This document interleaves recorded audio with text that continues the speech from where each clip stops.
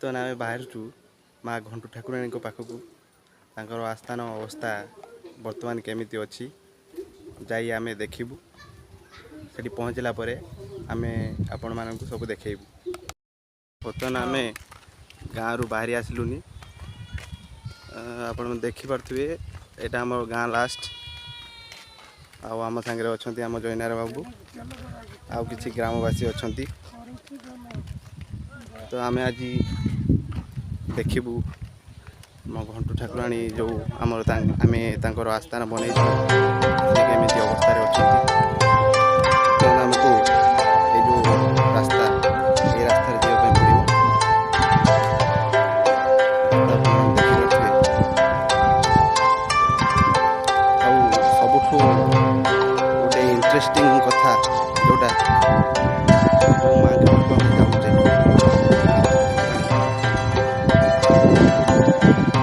ସେ ପୁରା ବିଲ ମଝିରେ ଅଛନ୍ତି।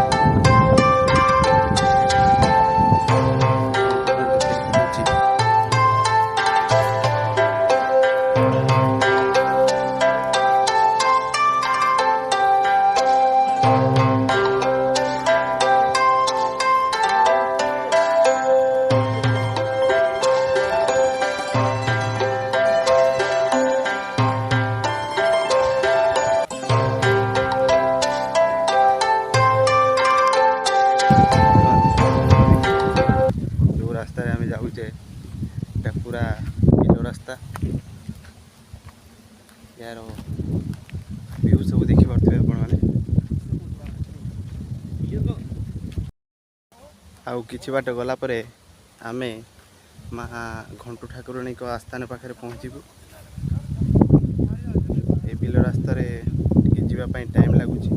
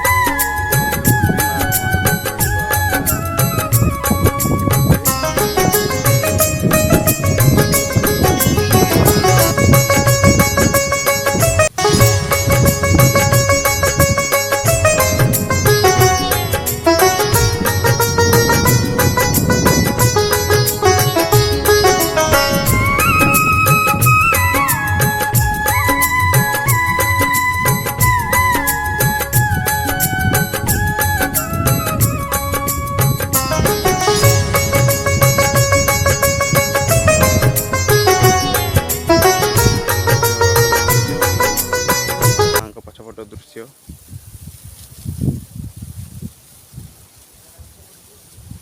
ଏଇଠି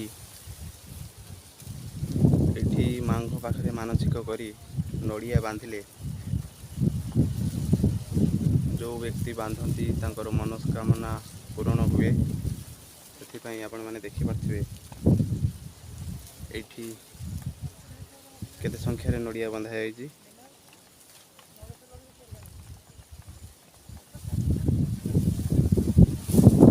ଆଉ ଏଇ ଜାଗାଟା ଆପଣ ଦେଖିପାରୁଥିବେ ଯେଉଁଠି ପ୍ରଥମେ ମା ଘଣ୍ଟୁ ଏଇଠି ପ୍ରଥମେ ରହୁଥିଲେ। ତାପରେ ଆମେ ଆମର ଯେଉଁ ସ୍ୱେଚ୍ଛାସେବୀ ସଂଗଠନ ଆମେ ଆପଣଙ୍କ ସେବାରେ ସଂଗଠନ ମାଙ୍କର ଏହି ଆଶ୍ରମଟି ନିର୍ମାଣ କରିଥିଲୁ ଗ୍ରାମବାସୀଙ୍କ ସହାୟତାରେ। ଏହି ଆସ୍ଥାନଟି ଆମେ ଆପଣଙ୍କ ସେବାରେ ସଂଗଠନ